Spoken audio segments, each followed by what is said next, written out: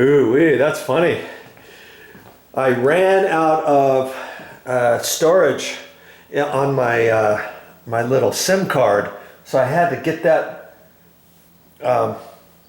transferred over to over to my computer, so that I had an empty SIM card, because all my SIM cards are full with all kinds of videos that I still have to show you.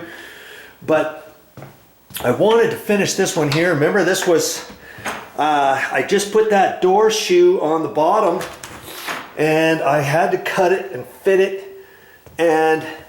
it along the bottom there. I've got it all nicely screwed in now and stuff. Granted, after the winter, I'm gonna have to take that shoe back off, and I'll have to do some more adjusting probably, because I've got to paint this door, this frame.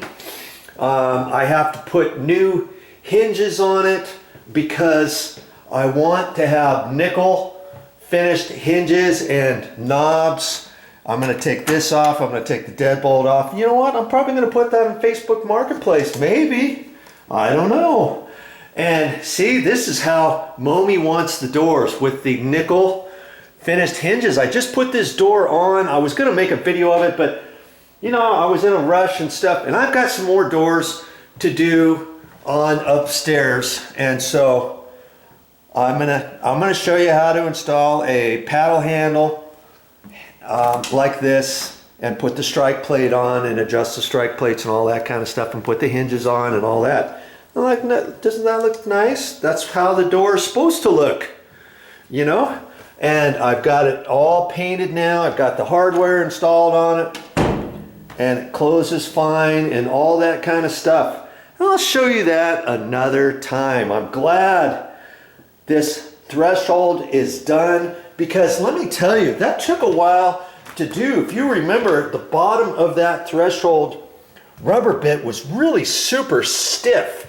And they used to, when I used to install those years ago, they used to be more pliable, so that they would kind of fold over and sweep on the threshold a little bit better. This one, not so much. So I had to do some contouring, and I believe this threshold has a slight bow to it too, because I had to take my file and shave off some of it and trim off some of it and make it contoured and stuff to fix and to fit this particular door. I even looked underneath the door to make sure I didn't have any gap at all. And see, I don't have any gap, do I?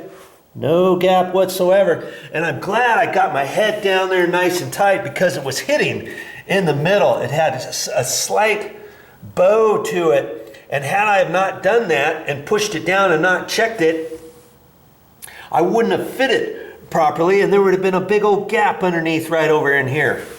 And so, you know, now there's not. And when you put on a threshold like that, you want to make sure that when you close the door, you kind of have to push a little bit on it, because you've got that weather stripping at the bottom that needs to be hitting and rubbing, okay? And so I got it pretty good. I had to adjust it, and I had to adjust this hinge, put the shims, put the screws back behind it, push the door over to raise that up. And I think I showed you that on the first part of this video, or the first part of the last particular video on this. And you know, Momi, she was getting all paranoid, because she wants to make sure that the air doesn't come in here, because in the winter it gets cold.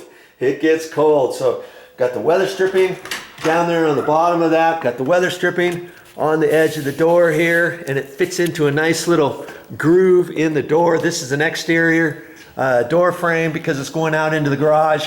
And then this fits on there, and it's a vinyl. And it folds back into a V-shaped, and it kind of pokes right into the side. I like that kind of weather stripping. When I get ready to repaint, I'm going to take this off, because the last person who painted, they weren't very good, were they? Because they didn't pull the weather stripping off you pull that off with the putty knife, and I'm gonna have to end up going to the store. I could clean that off, possibly, we'll have to see.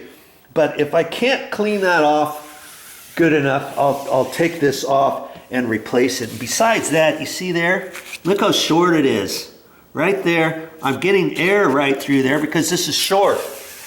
And what I could do is at the store, they sell these by the length, 7-foot pieces. They don't sell a piece for the header, and I only need this one for this one door. So I would have to buy 3 7-foot pieces. Well, guess what? Maybe I only have to buy 2 7-foot pieces, and then I can use this side piece because it's nice and clean along here. I can recut that and put that up there because this one's got some paint on it. Like I said, I don't know if I can get all this paint off. If I can get the paint off, I can save this piece, and then maybe I'll save these side pieces or something. If I can get the paint off of this, I only need 1 piece, right? So I could go to the store and just get 1 piece, but make sure you take this, make sure if you're gonna do something like that to match your existing conditions, you take one of the pieces off with you to the store, because believe me, they have different colors. I've seen this in black, I've seen it in a chocolate brown, I've seen it in a dark brown. I've also seen it in 3 different whites. Can you believe that? 3 different white colors. And when I get ready to paint this front door on this side and this side, this is the front exterior door. Well, obviously, I'm only going to be painting the door frame up to here. And see, the last person who painted this, they didn't pull that off. They painted this with this door closed. Look at that. And they thought, oh, we can't get inside because it's locked up. We'll just paint that. You know, nothing doing. I'm not going to do that. I'm going to end up taking this off and replacing it. Look at all that red paint. There's no way I'm gonna clean that. Plus it's got gouges in it. This one here is all ripped up right in over here. Okay, and you know, I'm gonna take this to the paint store, or I'm gonna take this to the Home Depot, and Lowe's actually has this too. Lowe's, I saw it in 3 different whites. They got this kind of off-white. It's almost kind of like a putty color. And then they had a bright white. And then they also had a pearl or platinum white, I think they called it. 3 different whites. Can you believe that? And so I might kind of look at this and decide what kind of weather stripping color to put on there. I don't necessarily have to get this off-white. I could get a bright white if I wanted to match up with this bright white out here. Okay, enough of that. In any case, I was telling you about Momi is really conscious about trying to not let the air come in. And on this particular door, there's weather stripping on the bottom of the door. And I looked before, I did not see any air gap underneath here. And I think it's really good. She ended up buying this anyways. Oh, it's a little leprechaun. And I kept telling her, there's no air coming through there, but you know, it goes in one ear and out the other, and I just gotta have to chuckle about it. She wants to have that, and by golly, she's gonna have it. And so you could do something like that, or if this threshold on the bottom of this door, it has to be screwed underneath the bottom of the door. Lots of times you have to take the door off. Take the old weather stripping piece, the door shoe or whatever, unscrew it, take it to the store, whatever. Okay, and another thing, there's a crawl space to go underneath this floor, and it happens to be back in there, and I can get in this room and I can feel that it's cold because there's a trap door there. I was thinking about putting weather stripping around the trap door, just that foam weather stripping to fit underneath the little piece that flops over. There's a nice little piece of trim that fits over the nice new finished flooring that we put on. But you can still fill air. And so what I told Momi, she gets all paranoid about stuff like that. And I guess I don't blame her. And see the big gap underneath the door? Well, you're gonna get the air coming underneath here. I don't want to put one of these by the door. I guess you could if you wanted to. But then it's in the hallway. Every time you walk through here and every time you open the door, you got to move that back and forth. I don't like using those things. She likes it for just variety. She's got a reindeer head on another one she's got on a front door at another place. But if you don't want anything, and because of the gap and because this is the vinyl flooring planking, they have door sweeps, it's called, that you screw on the side of the door, and then the sweep is about yay wide, and you just take that and you kind of push that down so it kind of folds over on the flooring, you know, as you close the door. Then you adjust it, put it on there, and so every time you open the door, you're going to hear it. And you're going to hear that forevermore. Hey, I mentioned it to her, and if she wants me to do that, I can do something like that. I can do something like that too. They also have another type that you screw on there, and it lifts up, and it's spring-loaded. And when you close the door, it sticks out over here. When you close the door, this little spring goodie on the end of it hits the door stop. And then it pushes it down to the floor. And then when you open the door, of course it lifts back up. I've seen those too. Okay, so there's different kinds of things depending on what your door is. You can put a flat threshold bottom down on there. You can put a door shoe on there, kind of like the U-shaped shoe on the bottom of that if you wanted. I mean, there's different types of things at the store, so take a look at that. And you remember how that shoe looks? It's a U. See, it goes this way, across, and then up. Now, on some other ones, they have it just an L. And then it doesn't go up on this on the side of the front of the door, okay? You can get that kind, or you can get a shoe. And usually on the shoes, it's 1 3/4 because it's an exterior door. But sometimes your exterior doors are 1 3/8. So then you'd have to get a shoe that's 1 3/8. And see, here's the rubber goodie with the different little fins, boom, boom, boom, boom, all the way around it. And then you can adjust this up and down so that you get the adjustment there. Okay, lots of different ways to prevent the air from outside getting in. All right, thanks for joining me. See you next time. Now, speaking of next time, what am I going to show you next time? I don't know, but eventually, you see this, I don't have any cover plates. I don't have any cover plates on these light switches yet. Look, there's one, there's a double one.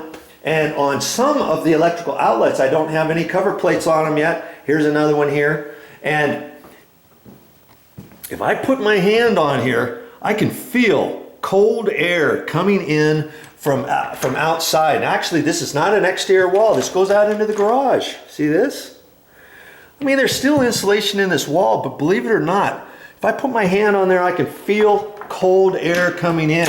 And so I'll show you how to fix that on one of my upcoming videos. You'll have to watch for it on my channel. Well, we just moved into the condo and we still got fruit basket upset. Obviously, look at this. We don't have a couch here yet. We don't have a TV here yet. We were talking about putting this upstairs. This is kind of cool. It's a little electric fireplace, and then it has a red burner that heats up right here. And it says it'll heat up to 1,000 square feet. Look at that. And you can adjust the brightness, you can adjust the heater, you can put a timer on it, all that. And this is an insert that fits in there. You've seen them probably. Doesn't that look kind of cool? It looks nice. It looks nice at night. Okay, turn that off. And we might be putting that in front of the bed upstairs. I think we're going to be doing that. But speaking of just moving in, we had a leak dripping out of the ceiling right here a couple nights ago, and I could not believe it. I'm in there taking a bath, and had the jacuzzi things on the existing bathtub, and she's yelling at me, hey, come down here, we got a flood, we got water coming all over the place. And I was expecting all this stuff, but it was dripping right out of here, right there. You can see there's a little hairline crack there. Here's a little hairline crack, and right there, this was all puffed up. The seam here kind of started lifting right there, and it started bubbling here, and the water was dripping out of there, splashing here, was getting wet over here. And I'm pretty sure it was coming from the tub, but you know, the tub is nowhere close to here. And I'll just show you what's going on here. Well, I'm gonna have to fix it. I'm not quite sure. I kind of have a good idea of how I'm gonna fix it, but it might entail cutting open some sheetrock and stuff. And see, here's the tub. This is a cool tub too, by the way. It's an oversized tub. It's about 5 feet. Most tubs are about 5 feet long. This one happens to be almost 6 feet. It's 5 feet 10 inches from tile to tile. 5 foot 10 inches, and it can fit both Momi and I. She sits one way, I sit the other way. We turn the jets on, and we had this thing fired up for 5 or 6 nights before it started dripping. And when I was running the drain, she was out there yelling. And I think what's happened is there's a leak down by the drain, along the edge, or the fitting that this screws into, or the elbow down below. It must be spraying on top of the ceiling, or a top plate, or the bottom of the floor joist, and there could be a floor joist that runs this way. And over 5 or 6 bathtubs, you remember, here's the bathtub, and here's the stairs that go down over there, boom, boom, boom, boom, boom, and it's dripping right in here. Drip, drip, drip, drip, drip, drip, drip, drip, drip. Because see, here's where the stairs go down, okay? Right in there, dripping from the tub. Can you believe that? And you know, when we have the water off, there's nothing happening. It's not dripping any other time. When we have the sinks on, when we flush the toilet, nothing drips. When I'm draining that thing, it seemed like that's when it was dripping. And so I think the first night maybe it was dripping and it got wet to here. Then the next night, because that was wet, it got wet a little bit further, and then a little bit further. It took 4 or 5 nights for it to start dripping out here, kind of like a sponge. You know, when a sponge gets wet, it just kind of soaks and it expands, kind of like particle board. When you get a leak on particle board, it goes so far, and then the next time it goes a little bit further and a little bit further. And I think that's what's happened. Now I can take this front cover off. This is just fiberglass. See this? But I can't reach down there, and I don't think I can fix it from there. And directly below that bathroom is, we'll take you down here, is the other bathroom. And this, by the way, I thought I was going to have to scrape all this off and cut a hole in here and all that kind of stuff. But I think I can do everything back in here, back in behind the bathroom. Just because you get a leak, don't just start thinking you have to cut this open right here. And speaking of that, this was all puckered and stuff. And after most of the water stopped dripping, I took a paper towel, damped this as dry as I could. And then I pushed everything back up, and then I dried it with my paper towel and kept putting pressure on there and stuff. And believe it or not, all the paint that curled down and the sheetrock mud and all that kind of stuff pushed all back up there. And I thought, okay, when it dries, I think it's going to stick. You should have seen this when it was all wet and puckered. Had I have left it alone and it had it dried, there's no way I could have pushed it all back up there. It doesn't even look like anything happened. In fact, I could almost put a little bit of caulking here, a little bit there, a little bit there, if that never leaks there again. And I don't think it's going to.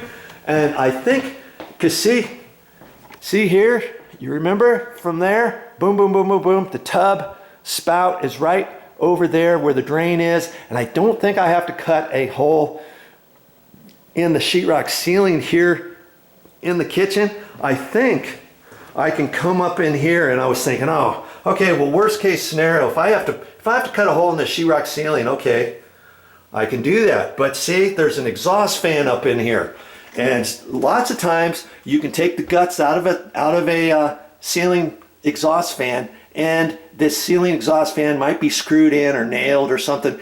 I might be able to carefully take the screws out or nails out or something, lift that whole thing up, slide it out of the way. Obviously it's got the flex vent line hooked to that. I got to be careful with that.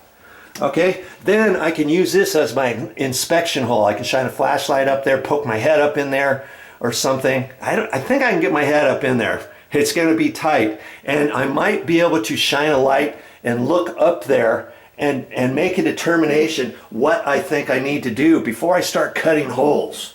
Okay, and that's going to be a work in progress. I'll show you more of that another time when I start working on it. But like I say, just because it was dripping over here, don't think, okay, call a plumber, call somebody else. They could start cutting holes out here, and then you can find out, hey, maybe it's coming from over here. So sit and calm down and take note of what everything is happening and inspect and think about what's going on. Because if I can fix it over here, I won't have to do anything. It took 5 days draining out the tub for the water to hit over here. Now, we haven't used the tub for a couple days. This will all start drying out above the sheetrock. You want to have that dry. You don't want to have that moist and all that kind of stuff. And I think it's going to be okay to leave this alone because it was just dripping out of there. It wasn't like pouring out, you know what I mean? And so it should have enough time for all that to dry without having mold start building up there and growing and all that kind of stuff. I think the water is going to dry enough so that there won't be any mold buildup. Okay, and once I get an inspection hole here, I can look in here, kind of feel around and look and see if there's any mold that's built up above this ceiling or what have you. Now see, this ceiling is 8-foot ceiling. This is a 9-foot ceiling, and so I know when I take that out, the tub is up another foot higher than this ceiling because it was dripping out over here, right? And so, and you know, the floor joists are probably, you know, TGI floor joists 12 inches tall or something like that. So the tub is up there higher, but then the spout or the drain line comes down a little bit lower, you know, where it connects down into the line in the floor and all that kind of stuff. And that's why I think there's got to be a floor joist or something going this way, or it could be dripping right on top of the wall. Because when I measured it and lined this up, see that wall right there? See, that's the wall. Look at that, how that wall goes up there. And if you line that up straight over, it's almost in line with that tip there. And water has a funny thing. It goes to the least resistant area. Okay, so if there was a sheetrock seam somewhere else, it would have started coming out. But this is probably all big piece of sheetrock going all the way across, and the water could have dripped on top of this top plate of this wall, okay? And then it could have ran on top of that plate, and then at that point, it dipped down on top of this sheetrock. It hasn't come out anywhere because this is just a flat piece of sheetrock. There's no seam on it or anything. If there was a cross seam right in here, I would have seen the ceiling start puckering there or something. So the water is traveling and it's tried to come out, and it came right out from there because that's where the corner bead is from this angle, and it just started dripping there. And then this, like I say, this started lifting, and in fact, you can see a hairline crack there now. See it? Right along there. That's where it started dripping here, and then you could see the water traveling that way and breaking that apart. And I'm hoping, like I say, I don't have to do anything with that. I can see where the crack is right there. and it goes that direction. That crack wasn't there before it started leaking. Son of a gun. But I might be able to caulk that, you know, and that and this, and not have to do anything until over there. And like I say, if I have to cut that sheetrock ceiling open, I'll do it in the bathroom, okay? Because then it's just a small bathroom ceiling that I would have to repaint. And this has spray texture on it, and I'm not good with matching spray texture too well. I was thinking about even floating out this entire ceiling, just smooth. You know, no spray texture at all. I could put 2 coats of sheetrock mud on there, sand it, and then paint it without trying to patch the texture or paying somebody to come out here just to spray texture a patch. And the thing is, when you spray texture a patch, you are always going to see the patch. I don't care who it is who patches your ceiling of spray texture, you are going to see it to a certain extent, even for somebody who's really super good. Okay? And what they might even suggest is, you know, if there's a big old patch here, a 2x2 hole or something, they may say, hey, go ahead and skim out the entire ceiling. Then if you're gonna spray texture the ceiling again, instead of doing a patch, why not think about this small little ceiling here and skimming out this ceiling, respray texturing this entire ceiling. Then you won't even see the patch. You see what I'm saying? Because you're gonna have to repaint this entire ceiling. Anyways, I wouldn't suggest patching a hole over here and then just painting the ceiling patch. It just never works, trust me. Okay? And so I'd rather do that out there, in there, rather than out here. Can you see, if I did a patch over here, why do a patch over here if I can do the patch over there, right? Because then it would be very difficult to patch this, texture it to match the spray texture that's up here, and then repaint that patch. And where am I going to stop? If I repainted just that area there, okay, maybe it doesn't blend in with everything else. And usually when I do a patch on a ceiling, I'll repaint the ceiling. But look where the ceiling ends. Look at this. It goes all the way out to here. I'd have to repaint this entire ceiling all the way down the hallway and everything not to see that patch over there. I mean, that's how I would do it if I had to have a patch over there. Because if you will remember, if you've seen all the different things I had to do in this kitchen ceiling, initially it came out this way and across this way with semi-gloss paint over here. And I didn't want semi-gloss paint. And this was flat paint over here, but it was a different color. So I put a coat of primer on there. I put a coat of Kills primer on there, and I put a coat of flat paint, and then I put 2 coats of finished flat paint over the whole thing. This area right in here has 4 coats of paint on it. So if you do a little patch on the side, you really think you're gonna blend that in, I'd think twice about it. Okay, so enough of that. I will show you my progress on that leak underneath the bathtub in a minute.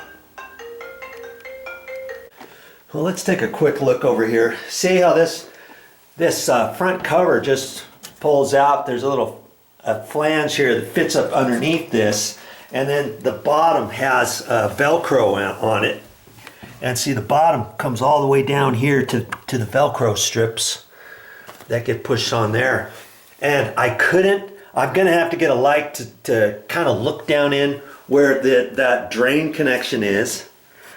Down in there. And I was thinking about I thought maybe I could take a 2x4 out. See this 2x4 here?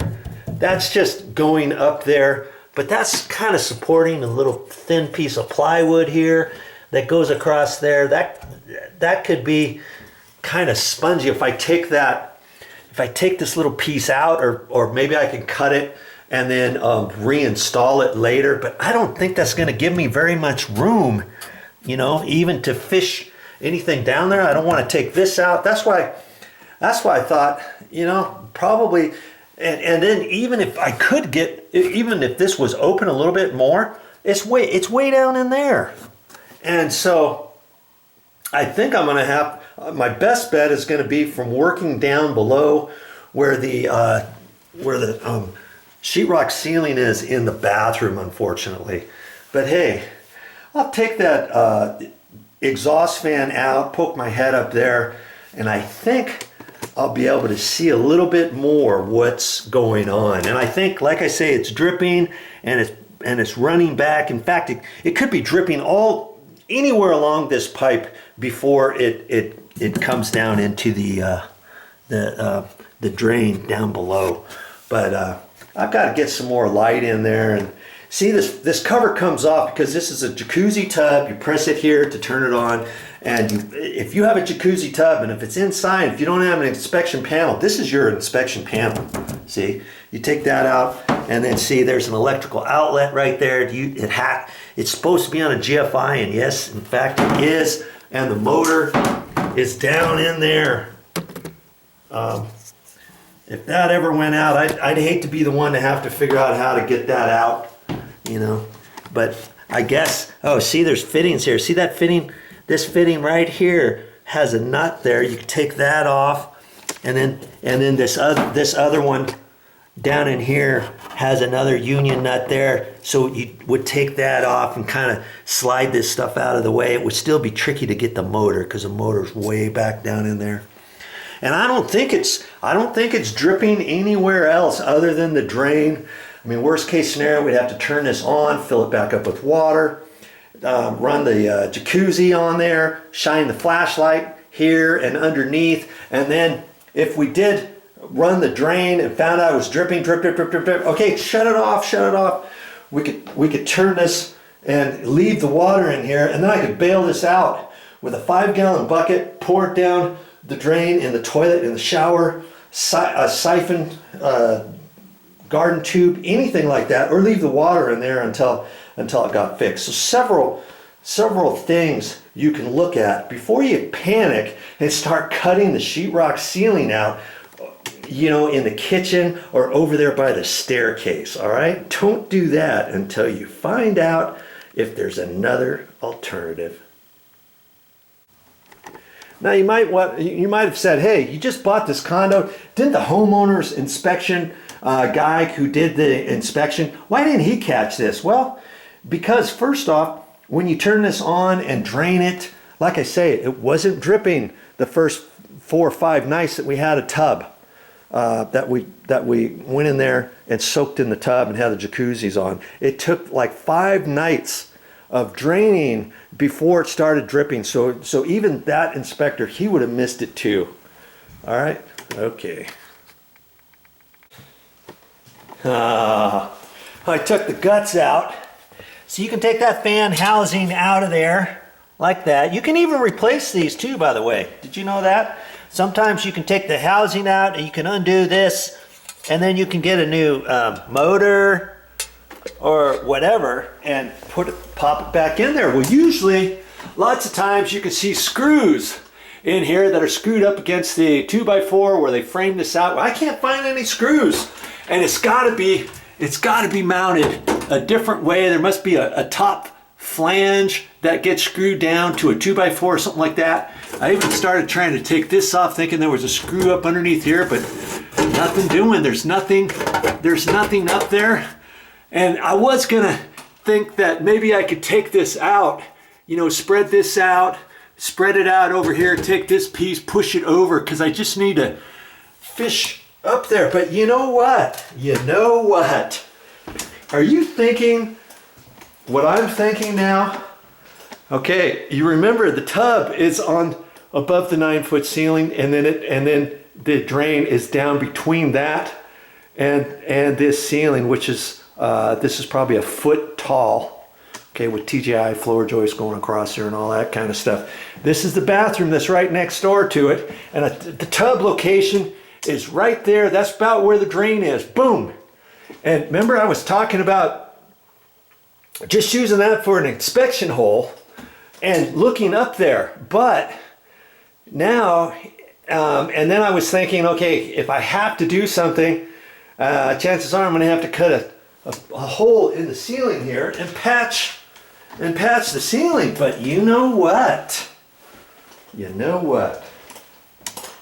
Look at this. The garage is right up against the back side of this wall. Okay? Here's the garage. And my thinking is maybe I can cut a hole up here, up high on the wall, not the ceiling, the wall. And there might be enough room that I can crawl through there and crawl above this ceiling on over to the tub, shine the flashlight, do all that kind of stuff. It's gonna be tight. And I don't know if I can do it or not. I just don't know if I can. But I'm thinking maybe I should make the attempt, and then at least I can look over there before making the final determination that I've got to chop this ceiling out. Because if I can shimmy up there and everything from here, I could get all the way over there and see what's going on and all that kind of stuff. Now this garage has spray texture on it. Look at this. Does have spray texture on it, but I haven't painted this garage yet. I'm going to end up painting it. And there's probably 5/8 sheetrock on the wall for a 1 hour separation between the garage and the condo. This is a fire rated, 20-minute rated fire door and fire door jamb. You can see it right on here. See, it says 20-minute. And up here on the door jamb, you see there, 20-minute rated, listed fire door frame. And you know, once I take that out, I can patch and do whatever I want out here in the garage, right? And the patch doesn't have to be perfect when I get all done. What do you think about that? Now see, if I make this patch, I'm gonna have to think about this a little bit. If I make that cut, I might still have to cut a hole in this ceiling. So now I've got 2 patches to do, don't I? I've got that one to do and this one. But maybe I can get by with just doing this one and not having to do this one at all. And even if I do have to decide to patch in here, I could do this pretty easy when I'm doing the other patch, can't I? And I can cut in between the joists, in between the 2x4s and all that kind of stuff, and maybe I can get through a 16-inch wide 2x4 and get up there on my belly and all that kind of good stuff. And or at least I can shine the treble light all the way through and see what's going on, possibly. You know, lots of things that I could do if I just do a patch in the garage. So I'm thinking about doing that. I'm going to look at this a little bit more, because if I can get this out, I used to be able to get these out. And that's because lots of times when you install something like this, you put it up there and then you put surface mounted screws, you know, on the inside of there, and just screw it in. And then you could unscrew it later and finagle it. And granted, there's the vent pipe is on there. Usually it's on a flexible line, so you can kind of get it out of there. And then there's the electrical wires are up in there too. Make sure those are off. You can turn your light switch off, or your switch off to your fan. Make sure the power is off if I was gonna try to finagle that out of there. But I'm gonna look at that a little bit more closely, because if I can do something there without doing any patches, at least I can look up there and make a determination that yes, in fact, that is the tub that's leaking. Wouldn't that be something, that if it was something else, that if for some reason the leak was coming from somewhere else? But I don't think it is, because we've had the sinks on, we've had the toilet on, we have not turned the shower on yet, because we've been taking bathtub, we've been taking tub, what do you want to call it? We're just taking baths instead of running the shower.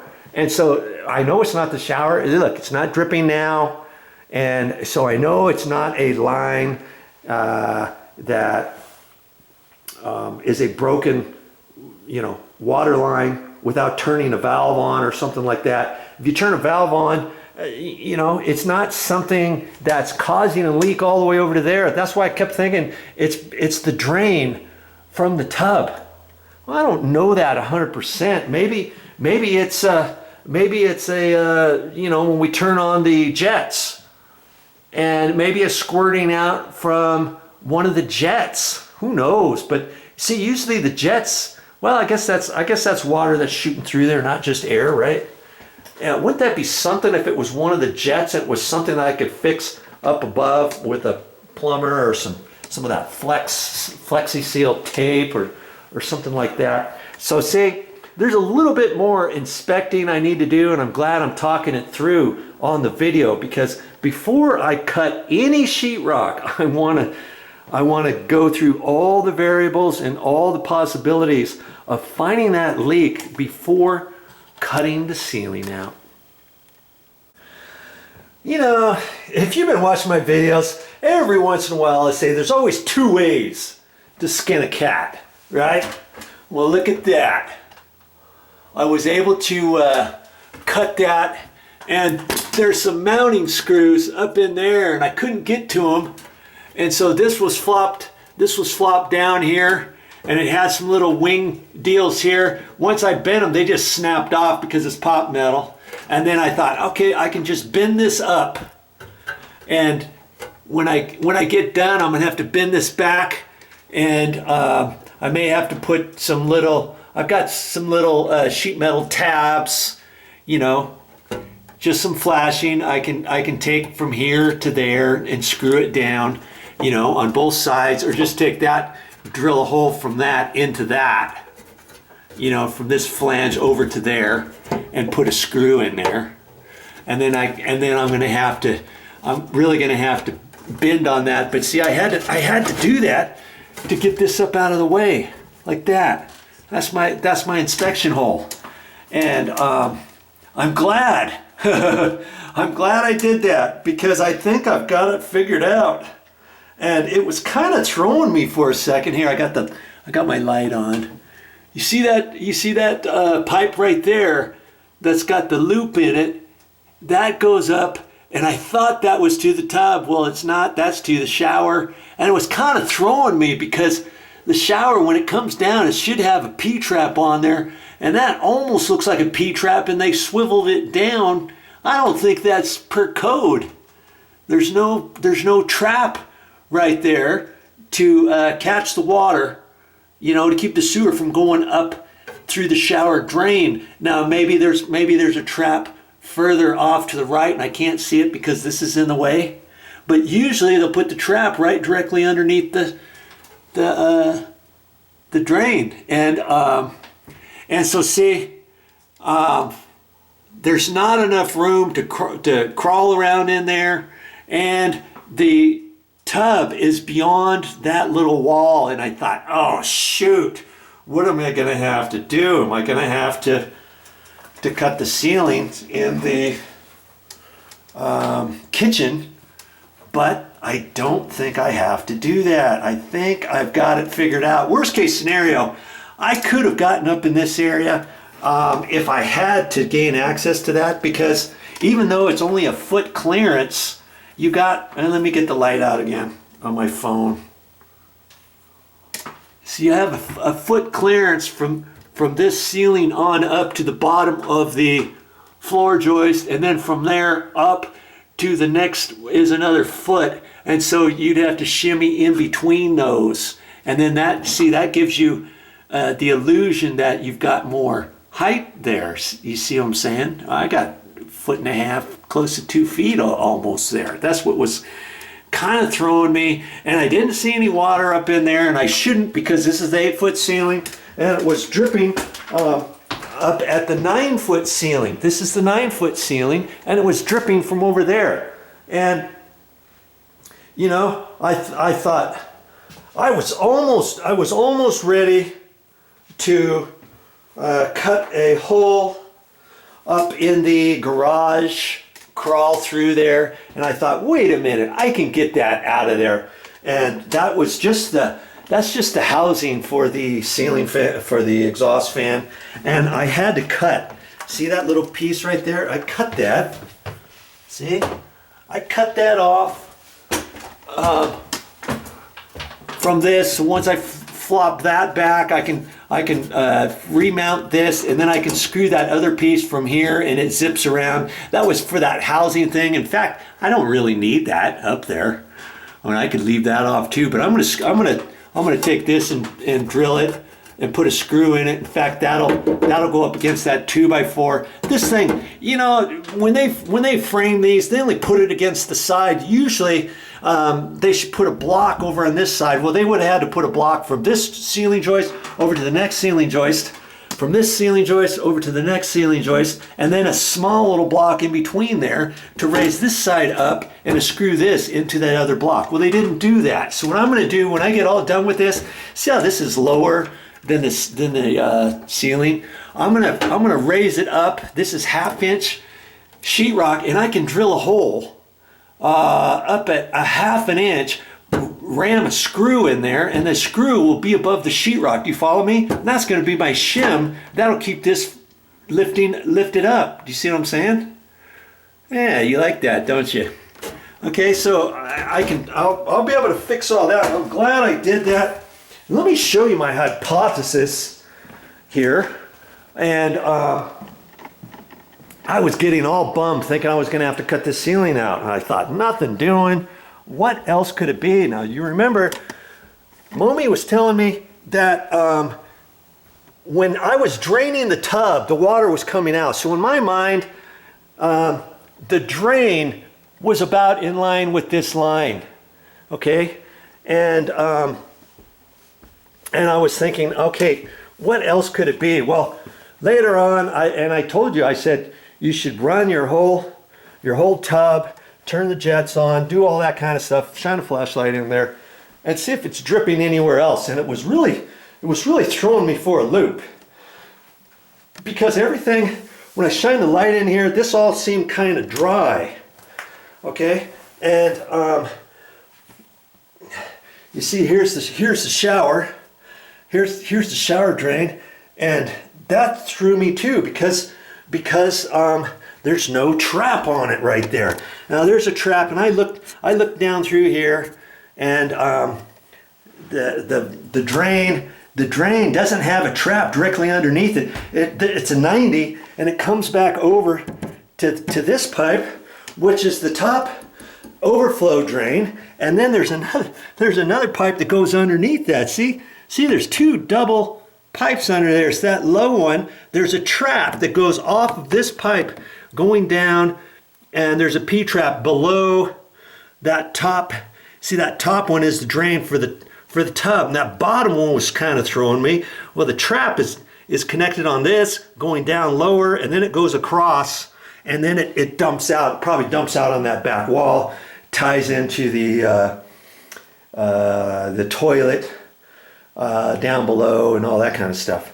And I was looking, and I knew that the motor's over here, right? I knew the motor was there, and I started looking some more.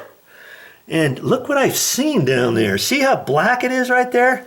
And then if I could get the light down further, but I can't get the video camera down in there. Right down in there, it's really black.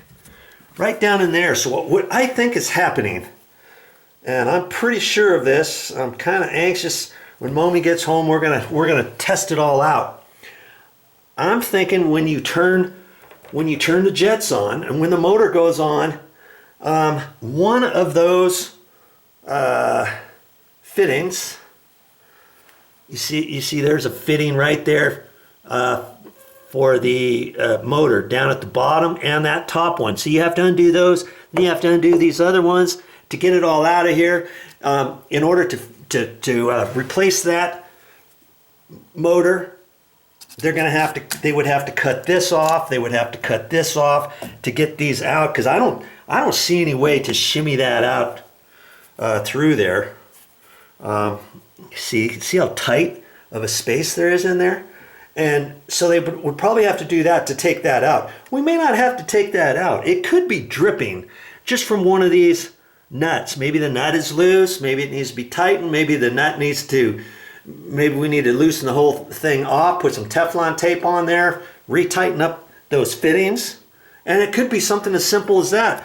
But I think it's been dripping from there, running out, running straight out from this point, boom, straight underneath this tile floor on the subfloor, boom, all the way across, and then it finds a hole through the subfloor and it goes down through the ceiling across there. And so when I was measuring back, that's the funny thing too. I was measuring back straight across from there, and to get that point, I just ran my tape measure from there to here, and that was 6 feet. And then I went across, and I took my tape measure from here, had a point at 6 feet, then measured from here out to the end of this wall, and that was 11 feet, and then measured from the end of this wall back to where it was coming out. Guess what it was? 11 feet. I thought that was where the tub, see, I was trying to measure all this stuff, and it's really hard because this wall is not the exterior wall where the garage is. It cantilevers over, and I was trying to take into consideration all that when I was measuring everything back to get to that point, and then coming back inside for the tub. I kept thinking it was where the drain was, not where the motor was. And so where that motor is, it's right about where the corner is where the water was dripping out. So straight across with all that black stuff and where that motor is, that's got to be it. It's got to be dripping from that, which, you know what that means? That means either we have to replace the motor, or like I said, one of those fittings, maybe it just needs to be tightened up, maybe it just needs some Teflon tape. Might be as simple as that. Here I was thinking we're going to have to rip this apart. The drain might have been rusty or something, but because I can look at all that, it looks to be okay. And I shouldn't have to rip up any ceilings downstairs. Isn't that amazing? So we're going to check out that hypothesis later, and I'll let you know what we find out. Worst case scenario, we've got to replace that motor. Best case scenario, it's one of those threads needs to be tightened up or put some Teflon tape on there. We don't have to cut any sheetrock out here. We don't have to cut any sheetrock out here. We don't have to cut any sheetrock out of this ceiling here. And I only knew that because I was able to take the exhaust fan apart, cut that, flap it up here, put my ingenuity to the works, and figure out how am I going to get the access in there when I couldn't see any screws or anything like that. I was almost ready to give up, and I thought, I'm not giving up. Forget that. Phooey on that. VideoJoe, he should be able to figure this out. Come on, it's not rocket science. So once I got that up, I was able to check that out. So I don't have to cut, I shouldn't have to cut any sheetrock out here, patch that, and then I shouldn't have to come out here, cut a hole in there, patch that, and all that kind of stuff. I mean, those are all options, but you know, if you're a bull at a china shop, you start cutting away. Oh, I'll figure it out. I can do it. You cut a hole here, then you cut a hole here, and find out the ceiling's over here for the tub. You just are for sure certain that it's the tub drain, and you cut a hole here, and you find out, son of a gun, it's none of that. It's the motor area, and I could have fixed that without cutting any of these ceilings out and paying the money to patch the ceilings and prime the ceilings and paint the ceilings and spray texture the ceilings and mask all this stuff off. And you know, you could be into thousands of dollars and you're going to see a patch, and you're going to see a patch, and all this, all because you didn't take into consideration that it could have been that motor, you know, or run the bathtub. And see, I think it was just a coincidence that I was draining the bathtub at the time Momi decided to walk downstairs at night, and she put her foot on one of those steps and it was all wet. She saw it was dripping, and that's when I was getting out of the tub and I was draining it. So that's why I thought it was coming from that. But no, it's just a coincidence because every time we took a bath, we would turn that on and have the jets on. So, you know, it's not taking a whole lot of water. Drip, drip, drip, drip, drip, drip, drip, drip, drip. That's about the extent of the dripping. So that's what threw me. It was just a coincidence that it finally found a way out right over there, and just happened to be, you know, 4 or 5 minutes after I turned that off while I was draining the tub. And I'll bet money that that's what the culprit is. Okay, stay tuned. I'm not going to show it on this video. I'll show it on another video or something, and I'll let you know how we got it fixed and what it was. And I'm sure it's going to be right there. You know, I was really dreading. Well, I mean, we just moved into this condo, and it's like, what else are we going to find that's going wrong? Because remember, if you were watching before, I couldn't get any of the coaxial cables for any of the TVs to work inside the condo, so I had to run a coaxial cable. I don't even know if I showed you. Yeah, I probably showed you that.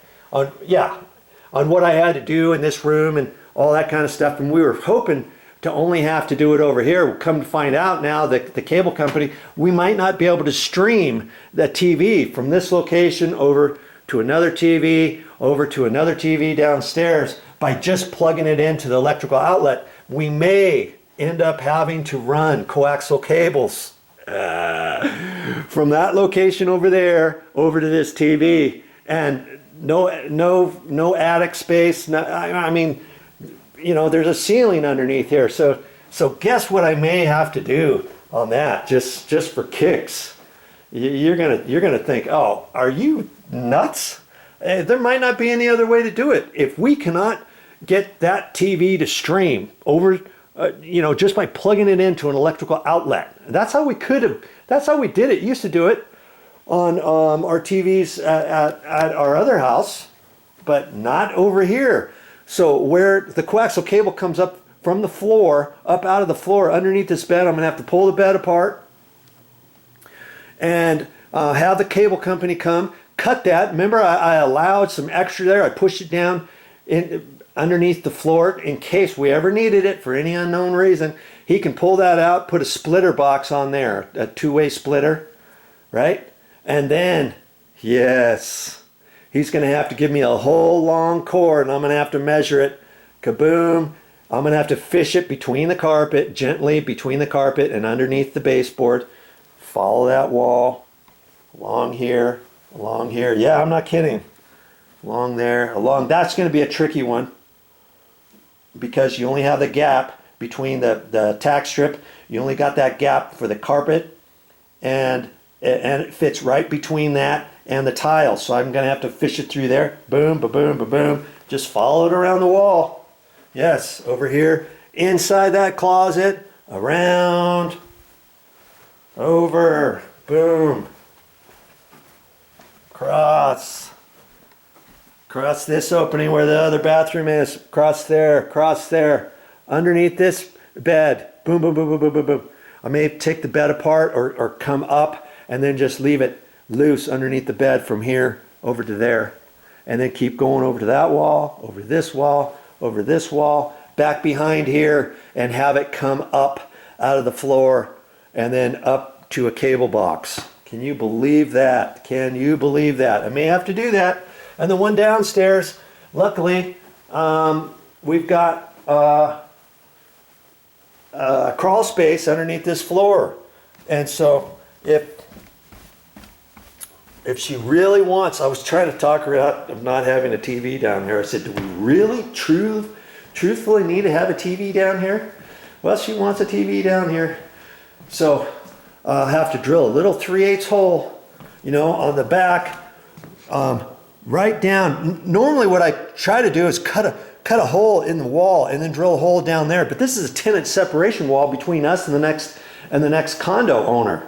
And so it's a little bit different on this wall than any other thing, especially underneath the condo. I might not be able to fish my wire into a cut-in box, into a coaxial cable box and all that kind of stuff. And so I think I'm gonna have to drill a hole directly flush with the baseboard, directly down into this floor, okay?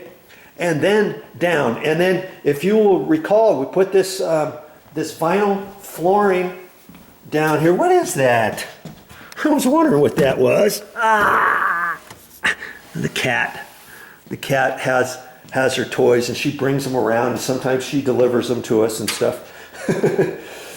If you will remember, we put this flooring down, and so I'm going to have to use a 1/4 round trim at, you know, along here, and I could notch the back side of that where the wire is, and then the wire will just be hidden behind whatever we put up against the wall, right? And then it will come up, and then from there we have to go. I have to crawl around underneath the house over here to where the garage is, because remember the coaxial cables coming in from the garage it's coming in. Usually it comes in from outside. Well, no. This one, all the coaxial cables are behind this box, not this. I would have thought it was this box, but it's not. I think that's telephones. And initially, years ago, no coaxial cables in there. All the coaxial cables are right there. The one coming in from the street and then the 4 going out to the condo. Of all those 4, none of them were working. So remember, before I fished the wire up, down this wall up to there, ran it, zipped it around there, drilled a hole up in there, and then that goes up underneath the bed. See? And so the one that I have to get in from downstairs, I'll have to come across and see.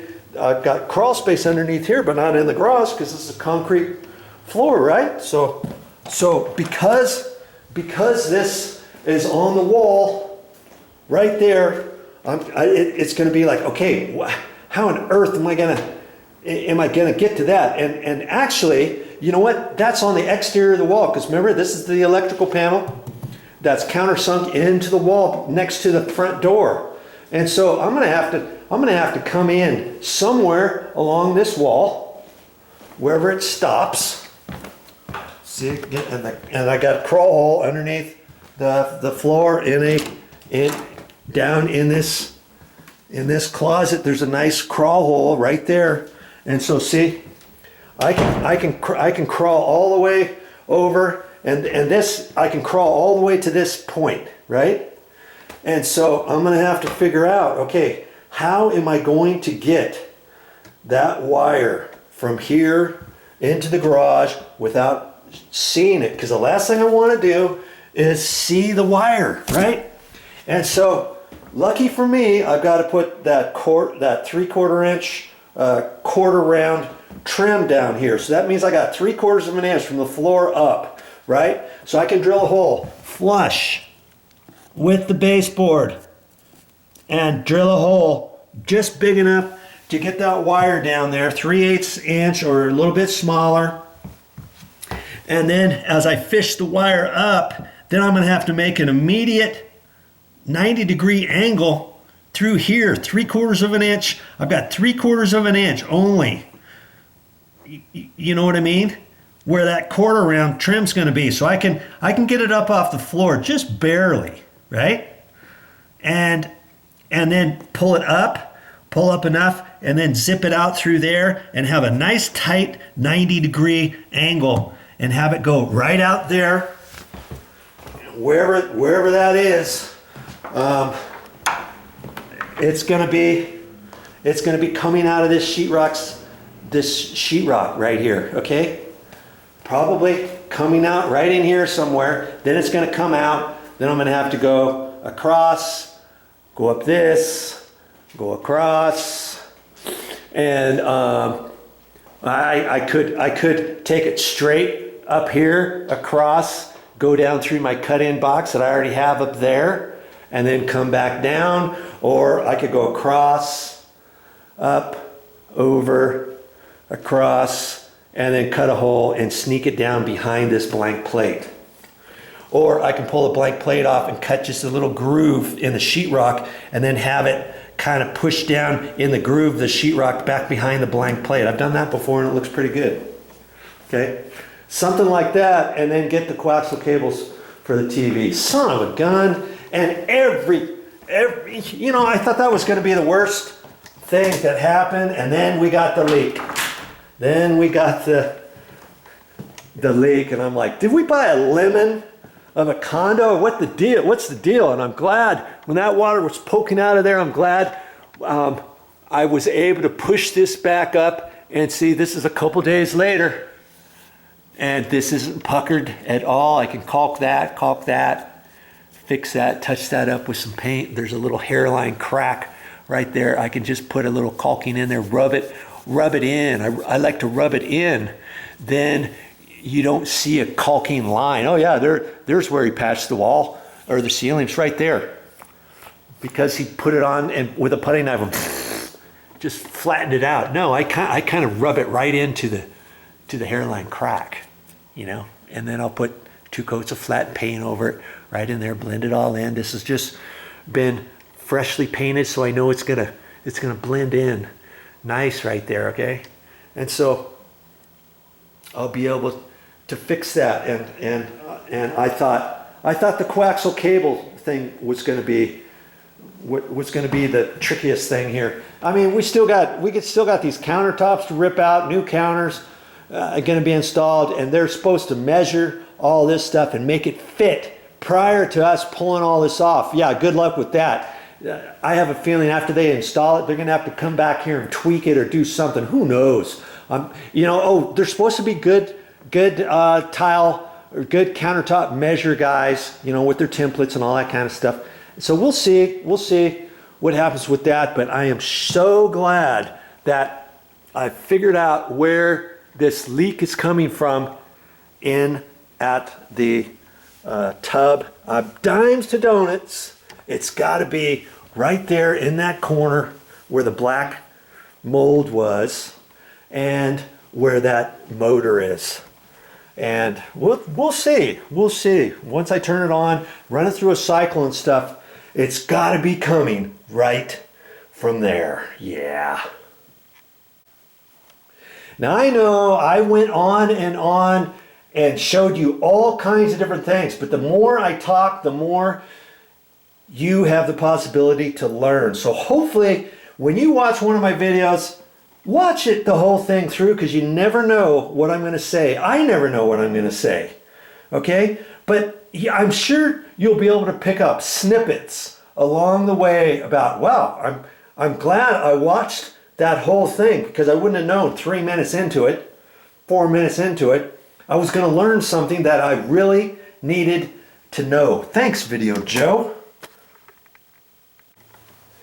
Now I'm like 100% sure that that's where the leak's coming from, but do I want to start spending my time putting the exhaust fan back together? No, I don't. I'm going to leave this open. I don't know. I don't really think I'm going to need it for anything, but I can cut some little tabs, get it all ready and all that kind of stuff, but I don't want to put that together until I am 100% positive of where that leak's coming from, because you never know. I may need this access to hand tools up, to hand materials up and all that kind of stuff. And when I was upstairs, I had my phone with my light on, and I was hoping to see my light in through here, and I saw a little pinhole through over in there, and that's why I knew it was over further up beyond this wall and all that kind of stuff. And you know, all the different things I did, I wouldn't have really known and understood exactly what all was going on had I not pulled this exhaust fan apart so that I could look up there, so I could make some educated guesses and check some things out. So I'm really glad that I pulled that apart, okay? All right, that's it for now. Glad you joined me. I'll see you next time. One last thing. Had I really been smart, I would have ran the tub again, run it through the motions, turn the motor on, turned the jets on, and shined a flashlight in here and stuff. But I was so sure that it was on the drain. Don't, my loss is your gain. Don't make the assumption, okay? Because I made the assumption. I mean, worse, the only thing I had to do is I had to pull that exhaust fan apart, and now I have to fix it. But a couple hours worth of work, and I'll be good to go. But I could have saved my time. I didn't really have to pull that exhaust fan cover apart or anything, did I? Had I just been more mindful of looking around, shining the flashlight in there, run it through a cycle and all that, and make a determination then. But I was so hard pressed on thinking that was coming from the drain, and oh no, I don't want to fill this up, because if I fill this up, then I can't drain it. If I drain it, then the water's going to come out again. We're going to have a mess again, and then I might not be able to get that sheetrock patch put back together where the water was dripping and stuff. So in my mind, it was like, I don't want to put any water in here. No, I was fighting that. But that's the only way you're going to know 100% for sure. And if it would have started dripping again, like I said, I could have shut this off down there, bailed this out with water, with a 5-gallon bucket or something like that. I mean, there's always, and sponge out the rest of it at the end. There's always some way to do it. But hey, I got kind of ahead of myself, and now I've cut the ceiling fan, or the exhaust fan apart and stuff. But hey, I can fix that. That's not that big of a deal. But I'm so glad I didn't go any further than that to cut out any sheetrock anywhere, like I was telling you. Well, that's all I got for this time. But I'll be back with more videos.